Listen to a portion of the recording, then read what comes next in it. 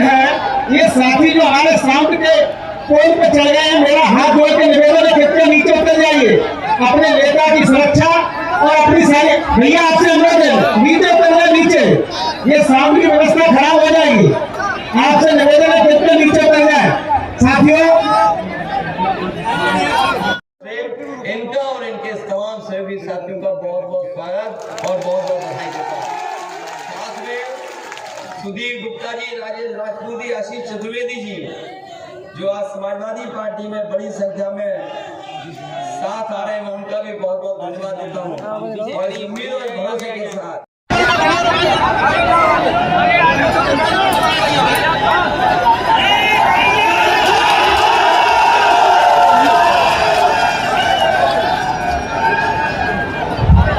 इसी के साथ मैं आदरणीय पूर्व विधायक रामजी शुक्ला जी से अनुरोध करूंगा कि 1 मिनट का समय का अभाव है, माननीय राष्ट्रीय अध्यक्ष जी की 4 जनसभाएं आज लगी हैं, वो आए और वोटरों की अपील के साथ माननीय राष्ट्रीय अध्यक्ष जी का स्वागत करें।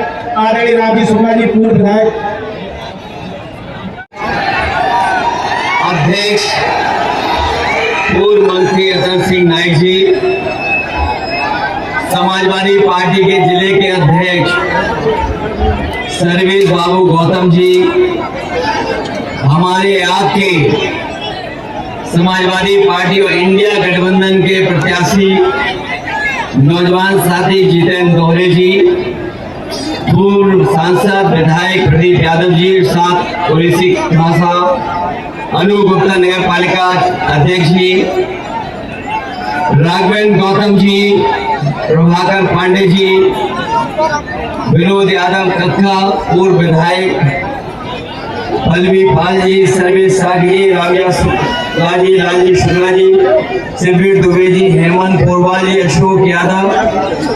अशोक यादव जिलाध्यक्ष पूर्व, श्रीमती मित्र, जिन साथियों का मैं नाम नहीं ले पा रहा हूँ, हमारी पार्टी के सभी नेता, नौजवान साथी, मंच में बैठे हुए राष्ट्रीय अध्यक्ष महिला सभा जोईश्री जी, रामाश्री विश्वकर्मा जी और चुनावी जनसभा में यहाँ पर उपस्थित बड़ी संख्या में हमारे आदरणीय बुजुर्ग, माताएं, बहनें, नौजवान साथी, पत्रकार बंधु, मैं सबसे पहले आप सबका बहुत बहुत धन्यवाद और आभार प्रकट करूंगा इस ऐतिहासिक कार्यक्रम के लिए।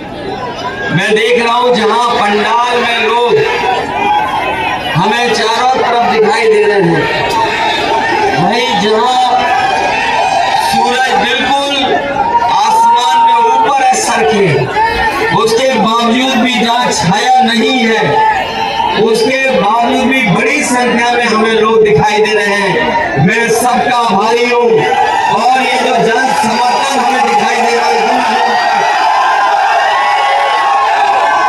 ये जो जन समर्थन मंडी में खड़े हैं जहां कार्यक्रम हो रहा है और कोई पहली बार नहीं यहाँ हम लोग हैं इस मैदान में, पहले से लेकर के हम लोग इसी मंडी में आकर के आप लोगों से समय समय पर निवेदन अपील की है। जिन लोगों ने कहा किसानों की आय दोगुनी हो जाएगी, हमारे किसान परिवार और किसान भाई है यहाँ पर, कोई हमें बता दे कि उनकी आय दोगुनी हो गई हो, मत दिला पाए हो, न लाभकारी मूल्य दे पाए हैं। और जिन लोगों ने ये भरोसा दिलाया था कि किसानों की आय दोगुनी कर देंगे, हमारे किसान भाइयों को क्या क्या नहीं इनको सामना करना पड़ा। एक समय 3 काले कानून लेकर के आए थे, यही देश का किसान के खिलाफ खड़ा हो गया और किसान ने विरोध किया, दिल्ली जाकर के घेर लिया। प्रशासन और सरकार के लोगों ने मिलकर के वहां दीवारें बनवा दी, आरसीसी की बड़ी बड़ी दीवारें खड़ी कर दी, कील लगवा दी, पुलिस प्रशासन लगा दिया। ट्रैक्टर में आप डीजल नहीं भरवा सकते थे क्योंकि आपको दिल्ली जाने के लिए रोक रहे थे। सालों साल किसान देश का बैठा रहा, 1000 के लगभग शहीद हो गए किसान, लेकिन कैसे हटा जब उसके 3 काले कानून वापस सरकार ने ले लिए। सरकार ने न केवल किसानों को अपमानित किया, बल्कि हमने आपने वो समय भी देखा जब लखीमपुर में किसान अपनी मांग को लेकर के निकल पड़े, तो इन बीजेपी के लोगों ने उन पर धार चढ़ा दी। उनके किसान और तमाम लोग जो उसकी जान चली गई। और यही नहीं, अगर जो पढ़े लिखे नौजवान है और पत्रकार साथियों से कहना चाहता हूं, जब से बीजेपी की सरकार आई है किसानों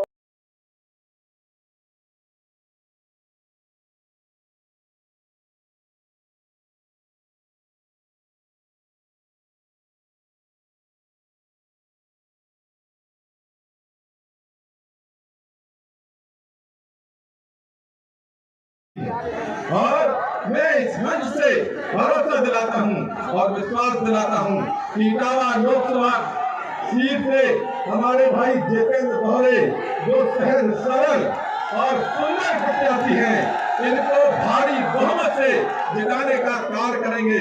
जब से हमारी कल से समाजवादी पार्टी में आने की घोषणा हुई है, उस समय से भारतीय जनता के जो पार्टी के जो प्रत्याशी हैं, वो प्रत्याशी सिर्फ औरैया नगर में ही जगह जगह मीटिंग कर रहे हैं और उनकी मीटिंग में उनकी क्या स्थिति है, क्या परिस्थिति है, ये नगर के लोग जानते हैं।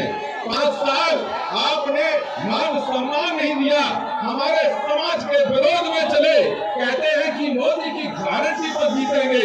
हम आपसे पूछना चाहते हैं कि मोदी की गारंटी पर ही जीतोगे? 5 साल जनता के बीच में न रहे, हमारा सम्मान सब बेच दिया और आज कहते हैं कि मोदी की गारंटी में जीतेंगे। हम अपने समाज के लोगों से अपील करना चाहते हैं कि आपके सम्मान के लिए और आपके स्वाभिमान के लिए हम इस प्रतीक के रूप में समाजवादी पार्टी के नजमान के लिए हमने इस समाजवादी पार्टी को ज्वाइन किया है। आप हम पर भरोसा रखें और हम पर आप विश्वास रखें। फिरोजाबाद लोकसभा, मैनपुरी लोकसभा, कंगना लोकसभा और ये मुलायम सिंह के नाम से जानी जाती है। अपनी पूरी ताकत से उनके नाम को पूरा जिंदगी है। हाथ उठाकर आप इस बात का विश्वास दिलाएं कि बहुमत से जिताएंगे। राष्ट्रीय अध्यक्ष का बहुत बहुत स्वागत, बहुत बहुत अभिनंदन। मंच को प्रणाम करते हुए और बूथ के सभी कार्यकर्ता को प्रणाम करते हुए अपनी वाली को प्रणाम देता हूँ।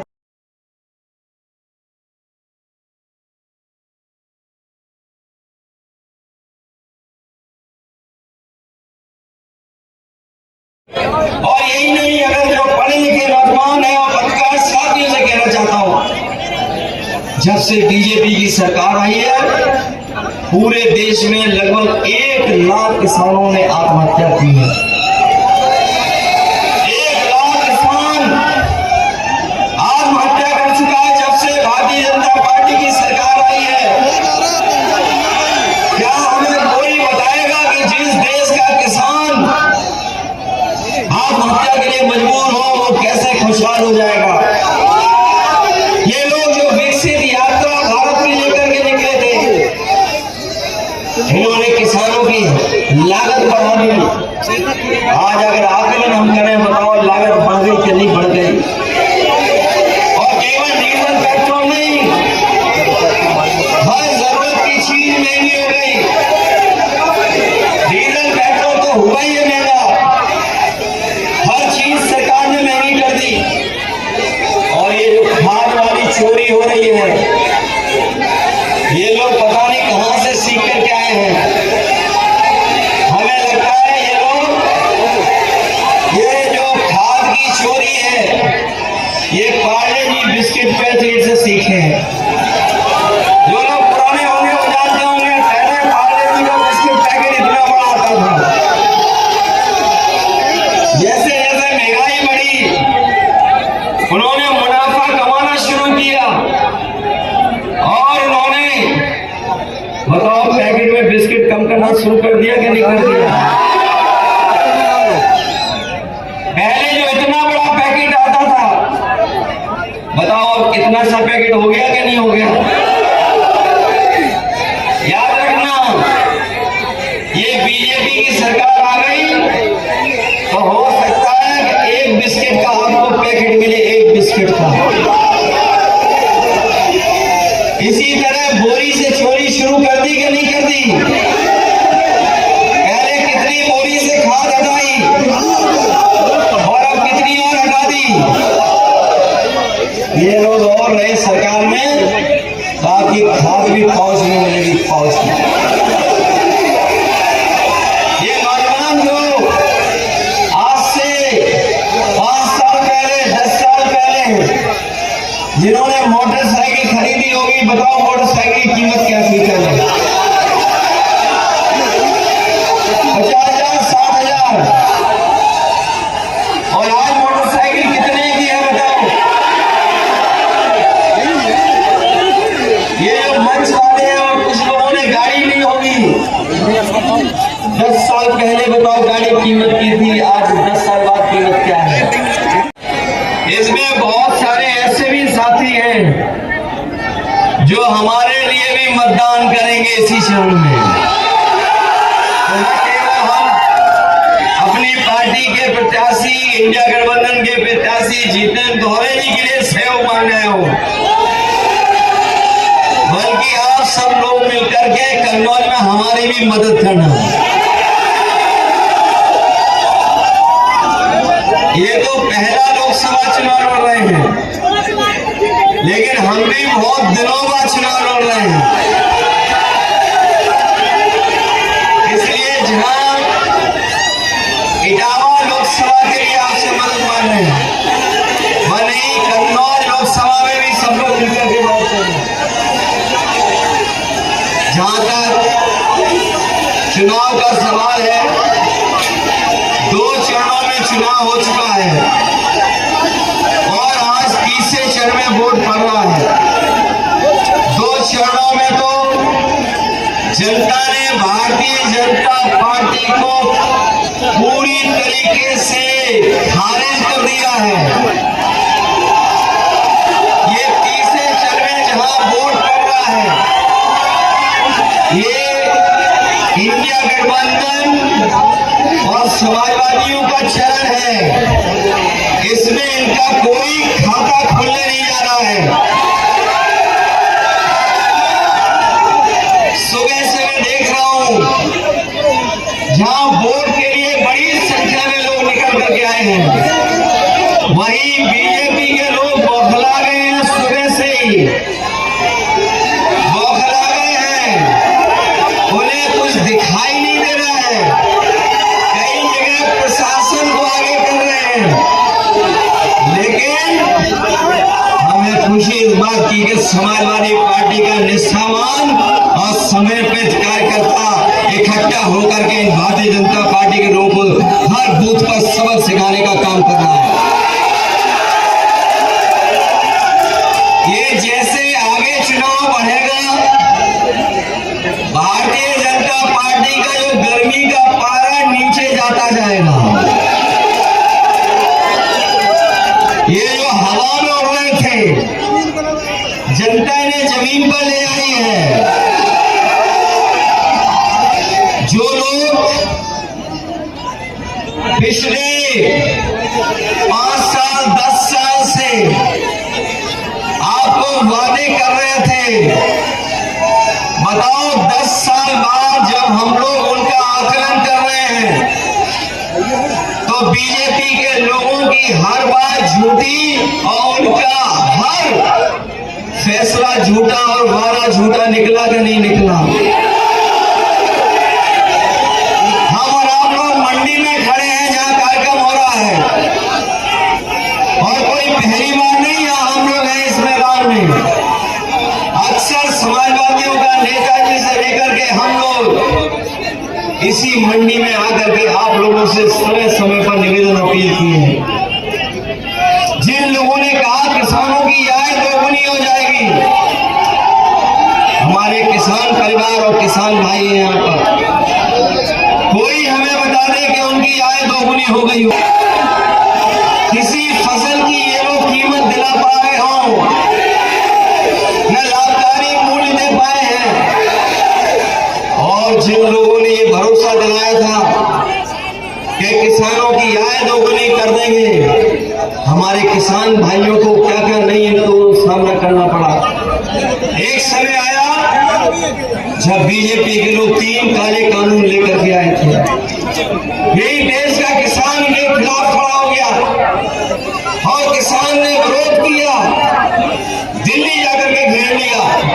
प्रशासन और सरकार के लोगों ने मिलकर के वहां दीवारें बनवा दी, आरसीसी की बड़ी बड़ी दीवारें खड़ी कर दी, कील लगवा दी, पुलिस प्रशासन लगा दिया, सब संसाधन रोक दिए।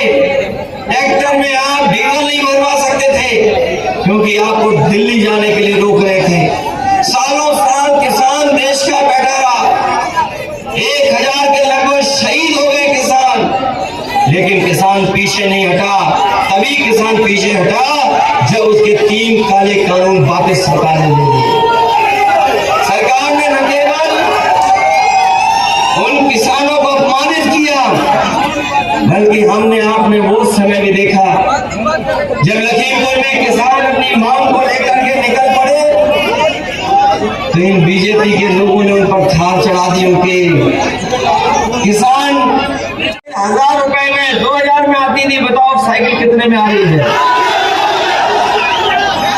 यहाँ किसान भाई आते रहे होंगे, मंडी में चाय 1 रुपए की मिलती थी, बताओ आज चाय क्या ऐसा पहुंच गई। महंगाई बढ़ा दी कि नहीं बढ़ा दी। जहां महंगाई बढ़ाई वही सरकार ने हर पेपर लीक करा दिया। बताओ जितनी परीक्षा लिखी गई, इस सरकार ने जितनी परीक्षाएं लिखी, इस सरकार ने जो परीक्षाएं हुई, बताओ वो पेपर लीक सरकार ने कराए कि नहीं कराए। और कोई 1-2 नहीं, लगभग 10 परीक्षाओं से ज्यादा वो पेपर लीक हुए हैं। 10 से ज्यादा परीक्षाएं उनके पेपर लीक करा दिए। और अगर हिसाब किताब हम लोग लगाएं, मैंने कई मौकों पर कई सभाओं में हिसाब किताब बताया कि अभी तक उत्तर प्रदेश में 60 लाख ऐसे नौजवान हैं जो परीक्षा लिखने गए थे। परीक्षा लिखने के बाद जब वो घर लौटे तो पता लगा कि पेपर लीक हो गया, उनके सपनों को तोड़ दिया। अगर 60 लाख बच्चे और उनके माँ बाप तो कुल मिलाकर के हिसाब लगा लेकर 3 एक परिवार से सरकार से नाराज हैं, तो बताओ 60 लाख गुणा 3 कितना हो गया। 60 लाख का गुणा कर दे 3 से तो बताओ 1,80,00,000 हो गए कि नहीं हो गए। और यही 1,80,00,000 का भाग दे दे 80 लोकसभा में तो बताओ कितना वोट कम हो गया हर लोकसभा में। 2,25,000 वोट कम हो गया कि नहीं हो गया। 2,25,000 हर लोकसभा में वोट कम हो गया, तो बताओ ये सरकार बचेगी कि नहीं बचेगी। और फिर अभी एक नौजवान यहाँ तख्ती लेकर के खड़ा था, एक वोट अग्निपथ हटाने के लिए। ये जो अग्निवीर की नौकरी है, हमारे फोर्स के जवान खड़े हैं, आर्मी के रिटायर्ड हैं, हम इनको और अपने नौजवानों को ये भरोसा दिला के जा रहे हैं, आने वाले समय में इंडिया गठबंधन की सरकार बनने जा रही है, अग्निवीर वाली व्यवस्था हमेशा हमेशा के लिए खत्म हो जाएगी।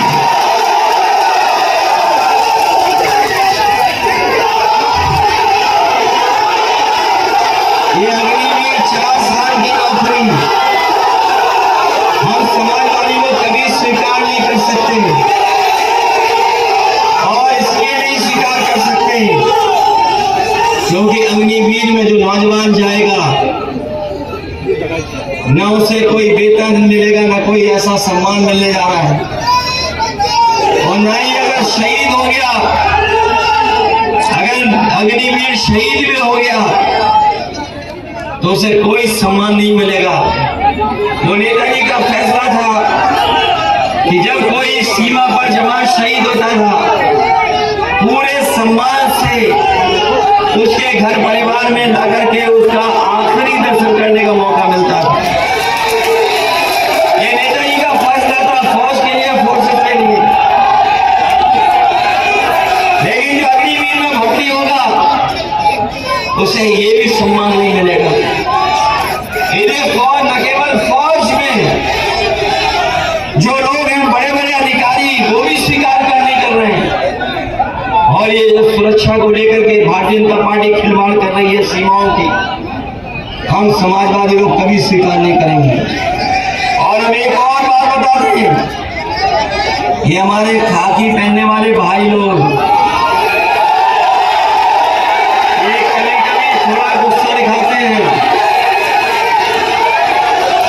इनकी मजबूरी है, बड़े अधिकारियों का कहना मानना पड़ रहा है नौकरी की मजबूरी में। सरकार के खिलाफ है। मैं ये बताना चाहता हूं कि अभी तो अग्निवीर 4 साल की नौकरी हुई है। बीजेपी वाले सरकार में आ गए तो इनकी भी 3 साल की नौकरी कर देंगे। ये कभी कभी पूछते हैं ये कैसे संभव है। ये लोग सवाल करते हैं, प्रेस के लोग भी सवाल पूछते हैं ये कैसे संभव है।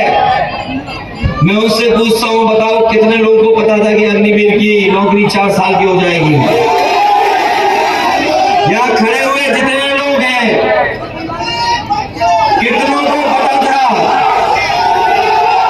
कि ये बड़े बड़े एयरपोर्ट बिक जाएंगे। किसी को पता था, किसी को ये जानकारी थी कि बंदरगाह भी बेच देगी सरकार। किसी को पता था कि बैंकें डुबा देगी सरकार। और किसी को पता था कि लेटरल एंट्री से जिनको नौकरी देंगे वो भारत छोड़ करके बाद में भाग जाएंगे। किसी को पता था कि लेटरल एंट्री से नौकरी मिल जाएगी, आरक्षण छीन लेंगे। किसी को पता था कि आधी रात को नोटबंदी हो जाएगी। बताओ सरकारी नौकरियां संविदा पर आउटसोर्स में हो गई कि नहीं हो गई। ये जो लेटरल एंट्री के बारे में हम लोग कहते थे कि बड़े बड़े अधिकारी जो दिल्ली में नौकरी पा रहे हैं बिना आरक्षण के उनको भर्ती कर रहे हैं, वो 3 साल की नौकरी कर करके भारत छोड़कर चले गए बहुत से लोग। किसी को पता था कि लेटरल एंट्री से भी आईएएस बन जाएंगे, किसी को नहीं पता था। इसलिए हम आपसे कहना चाहते हैं कि ये भारतीय जनता पार्टी के लोग बहनों की अस्मिता की रक्षा करने वाले इस देश के बहुत बड़े नेता आदरणीय राष्ट्रीय अध्यक्ष अखिलेश यादव जी से विनम्र अनुरोध करता हूं कि वो आए और वोटों की अपील करें। माननीय अखिलेश यादव जिंदाबाद, समाजवादी पार्टी अखिलेश यादव, अखिलेश यादव जिंदाबाद, समाजवादी पार्टी जिंदाबाद। माननीय राष्ट्रीय अध्यक्ष जी का उद्बोधन सुनने के लिए आप लोग कृपया शांति बनाए रखें। इस चुनावी जनसभा के अध्यक्ष पूर्व मंत्री अतर सिंह नाइक जी, समाजवादी पार्टी के जिले के अध्यक्ष सर्वेश बाबू गौतम जी, हमारे आपके समाजवादी पार्टी और इंडिया गठबंधन के प्रत्याशी नौजवान साथी जितेंद्र दोहरे जी, पूर्व सांसद विधायक प्रदीप यादव जी, साथ तुलसी अध्यक्ष जी, राघवेंद्र गौतम जी, प्रभाकर पांडे जी, विनोद यादव कक्का, पूर्व विधायक पल्लवी पाल जी, सर्वेश साखी, रामजस लाजी, राजेश शुक्ला जी, शिविर दुबे जी, हेमंत पोरवाल जी, अशोक यादव जिलाध्यक्ष पूर्व और बहुजन समाज पार्टी में रहे प्रदेश के अध्यक्ष, समाजवादी पार्टी के राष्ट्रीय सचिव आर संख्या में मंच पर जिन साथियों का मैं नाम नहीं ले पा रहा हूँ, हमारी पार्टी के सभी नेता, नौजवान साथी, मंच में बैठी हुई राष्ट्रीय अध्यक्ष महिला सभा ज्योति सिंह जी, रामा से विश्वकर्मा जी और इस चुनावी जनसभा में यहाँ पर उपस्थित बड़ी संख्या में हमारे आदरणीय बुजुर्ग, माताएं, बहनें, नौजवान साथी, पत्रकार बंधु, मैं सबसे पहले आप सबका बहुत बहुत धन्यवाद और आभार प्रकट करूंगा इस ऐतिहासिक कार्यक्रम के लिए। मैं देख रहा हूं जहां पंडाल में लोग हमें चारों तरफ दिखाई दे रहे हैं, वहीं जहां सूरज बिल्कुल आसमान में ऊपर है सर के, उसके बावजूद भी जहां छाया नहीं है, उसके बावजूद भी बड़ी संख्या में हमें लोग दिखाई दे रहे हैं। मैं सबका आभारी हूँ। और ये जो जन समर्थन हमें दिखाई दे रहा है दूर दूर तक,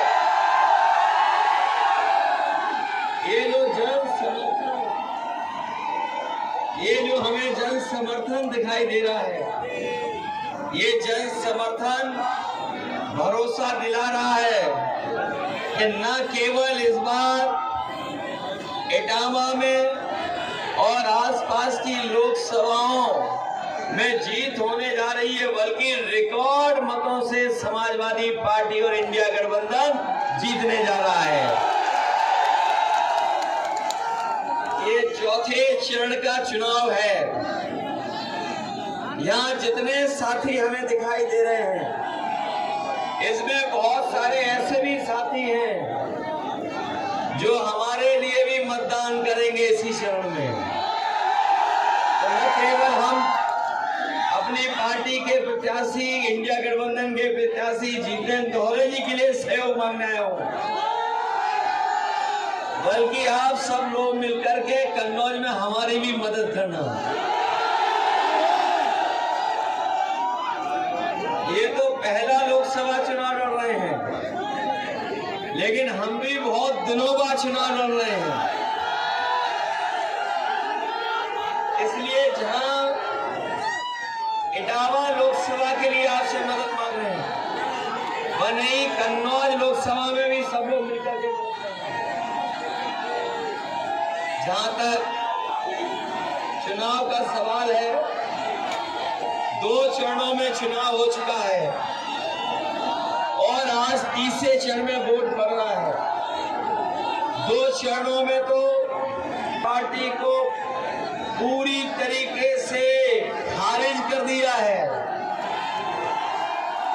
ये तीसरे चरण में जहां वोट पड़ रहा है, इंडिया गठबंधन और समाजवादियों का चरण है, इसमें इनका कोई खाता खुलने नहीं जा रहा है।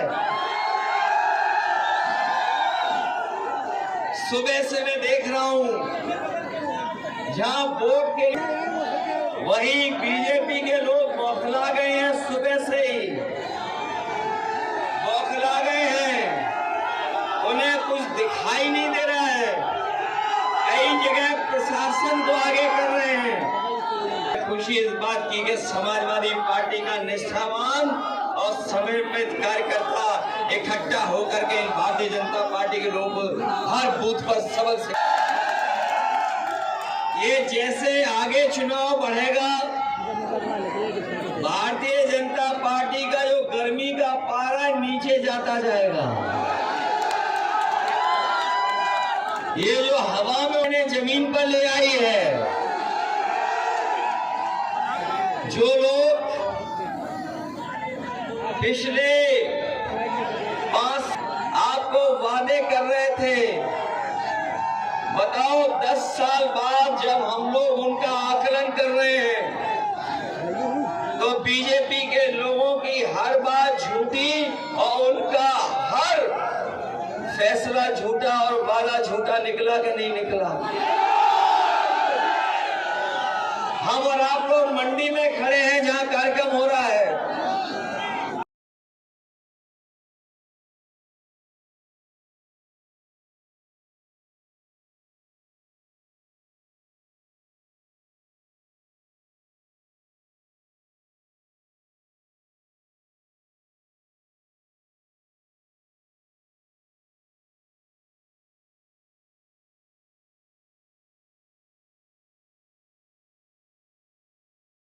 पुरानी कहावत है, जिनका दाना उसका गाना।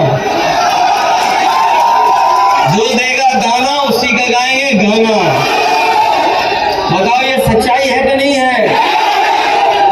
और बीजेपी वालों से अगर इलेक्टोरल बॉन्ड के बारे में पूछो तो उनका बैंड बज जा रहा है। और इन्होंने चंदा केवल बड़े बड़े उद्योगपतियों से नहीं लिया, बल्कि वैक्सीन कंपनी वालों से भी ले लिया। यहाँ तो बहुत से लोगों को वैक्सीन लग गई होगी। ये जो हमारे कर्मचारी लोग हैं इन्हें तो जबरदस्ती लगवा दी। बताओ इन्होंने जान को खतरा पैदा कर दिया कि नहीं कर दिया? और जब जिन लोगों के पास सर्टिफिकेट है, जो वैक्सीन का मिला है सर्टिफिकेट, बताओ वो जब देख करके जाएंगे तो वोट इनके खिलाफ डालेंगे कि नहीं डालेंगे? जिन्होंने वैक्सीन लगवाई सबके, कम से कम उन्हें जांच करानी चाहिए गरीबों की, और कम से कम जांच हो जाए फ्री, और साथ में ईसीजी भी, पता नहीं कब किसका हार्ट अटैक हो जाए। बताओ वैक्सीन से बीमारी फैली कि नहीं फैली? कम से कम हम तो बच गए बीमारी से।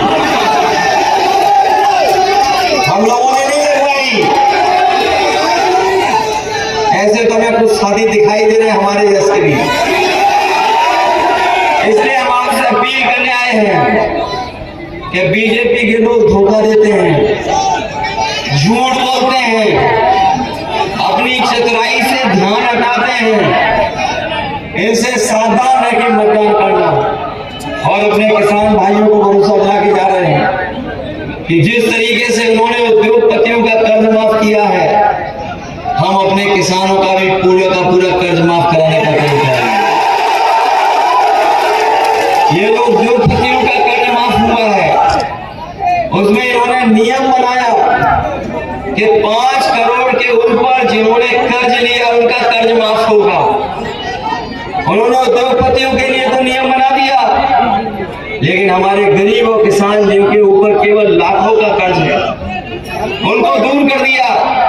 इसलिए अपने किसान भाइयों को, गरीबों को कह के जा रहे हैं कि इंडिया गठबंधन ने फैसला लिया है, जब सत्ता में आएंगे तो पूरा का पूरा किसानों का और गरीबों का कर्ज माफ करने का काम करेंगे। न केवल कर्ज माफ, बल्कि सरकारी नौकरियां जो 30 लाख खाली हैं, उन नौकरियों को भी नौजवानों को देने का काम होगा। और पहले जिस तरीके से फौज में भर्ती होती थी, जितनी भर्ती होती थी उससे ज्यादा और पक्की नौकरी फौज की देने का काम भी ईमानदारी से करेंगे। अपनी बहनों की मदद के लिए लाखों साल का पैसा उनके अकाउंट में पहुंचाया जाएगा।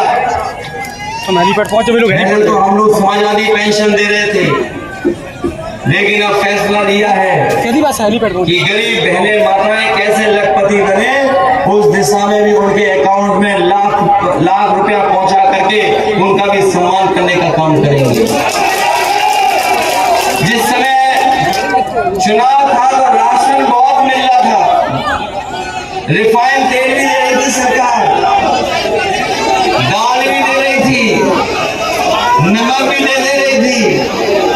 और बताओ राशन में आजकल क्या मिल रहा है? क्या मिल रहा है राशन में? ये लगता बहुत पौष्टिक खाना दे रहे हैं।